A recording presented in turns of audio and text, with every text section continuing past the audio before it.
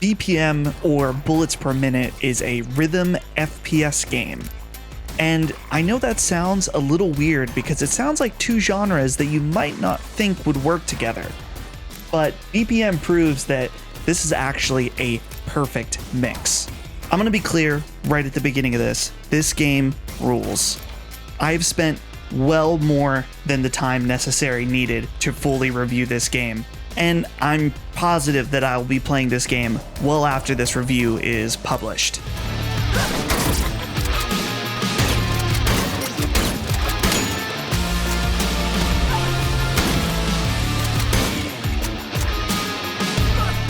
Basically, most actions in this game must be done to the rhythm of the song playing in the background.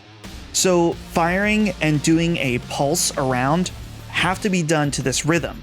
You can see the rhythm in the center of the screen where your reticule is. Even actions like reloading must be done to the beat.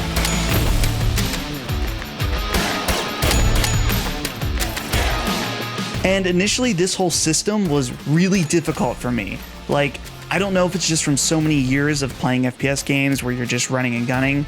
The fact that you needed to shoot and do different abilities to a specific rhythm was really difficult. But after playing for about 20 to 30 minutes, it's like it clicked in my brain and suddenly it all made sense. And after that, this game became extremely addictive and super fun to play. Of course, it's a fast FPS, so the comparison to Doom is there instantly. But because of that rhythm element, it has this tactical feel that is so satisfying. It's hard to even really describe, and if you do decide to pick up this game, instantly you might be thinking, wow, this doesn't feel like that. But because it is so different and it is a rhythm FPS, it requires you to rethink and relearn how to play a game like this. And taking that time and that initial frustration is completely worth it. BPM is also at its heart a roguelike game, and it will take you through 8 different levels, each with its own randomly generated dungeon. Throughout each dungeon, there will be different battle arenas where you will fight enemies. There are different power-ups and weapons and tons of different things to collect for your run. Though since this is a roguelike, none of it will be saved over if you die. When you die, you restart. This is mostly true because when you complete an entire run, you do unlock a permanent ability, but by and large, it will not save over stuff that you collect. And overall, while I did feel that the randomly generated levels did feature quite a bit of variety so that each play wasn't quite the same, there are some weird balance issues. For example, certain runs I would play the first level and I would never get the chance to get a new weapon or even really upgrade all that much. And so taking on the boss would be really difficult and it almost felt like a throwaway run. But then other times, I would be completely OP by the time I got to the boss. And honestly, I would get so powerful that I could blitz through the next 7 levels without any issue. Now, keep in mind that I was playing on the easier of the 2 difficulties. This game has 2 difficulties. It's either easy or hard. So maybe it was something to do with the fact that I wasn't playing on the hard difficulty, but since there's only 2 difficulties, I'm going to say that easy is considered normal unless I'm told otherwise. Also, I have played a considerable amount of time on the hard difficulty, and while it is harder, some of these balancing issues as far as certain runs being great and some just being awful because of the luck of the draw, that also applied there as well. One of the other roguelike elements that BPM introduces is level modifiers. So one of them might be Space Asgard, and one of them is Dark Asgard. And basically these apply full level modifiers. So for example, the space one is like a low gravity, the dark one is you have a more narrow field of view and the rest of it's dark. And I don't know specifically what the point of these are other than to be annoying.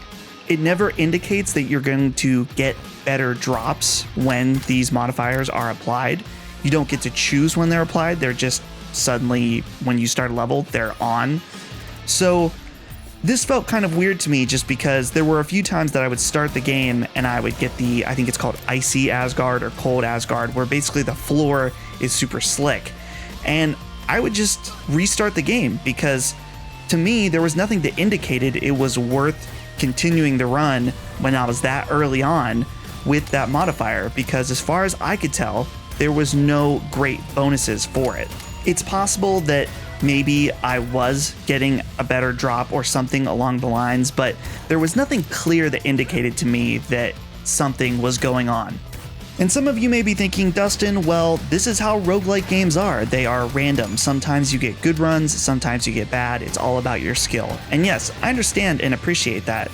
It's just, it feels weird to mix that when the combat is so tight and so focused, and it feels like you can really develop your skill playing it. And I just don't like that random element added to this combat system, I guess. Maybe it's not even a problem with the fact that it's random, it's just the way that it's balanced felt a little off sometimes. There are 5 different characters that you can unlock through playing the game, and each of them have different attributes that make them interesting. For example, this character, you start with the revolver, which is a huge boost because it has greater accuracy, greater distance, and greater damage. But this character in particular cannot be healed through potions, so it's kind of a give and take. So I did really quickly want to talk about the items, abilities, and weapons, of course. There is a huge variety of all 3, and what's fun while you play the game is figuring out which items you want to pick up, because oftentimes you have choices, or maybe you already have one picked up, and how you want to tailor your run to your playstyle. Certain items are going to be significantly more powerful than others, and especially if you can get certain combination, like I said earlier, you will be just blasting through things. One of them can do double damage output, one of them can make it so you basically have auto aim. There are just a ton of different ways to spec out your character. There are also so many different abilities. For example, you can do this fireball, or there's one that will make you invincible for a set amount of time.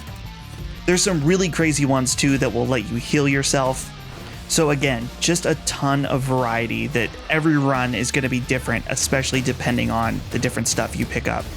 So to kind of wrap things up, if you like first-person shooter games like Doom, or if you like interesting rhythm games, or especially both, this is a must-play game. I know I mentioned some hiccups with the way I feel like the roguelike elements of this game work, but the combat is so much fun and so tight and so great, I can't recommend it enough anyway. BPM is out September 14th for $19.99 on Steam, and honestly, to me, that's a steal. Totally worth it. Highly recommended from us here at Handsome Phantom.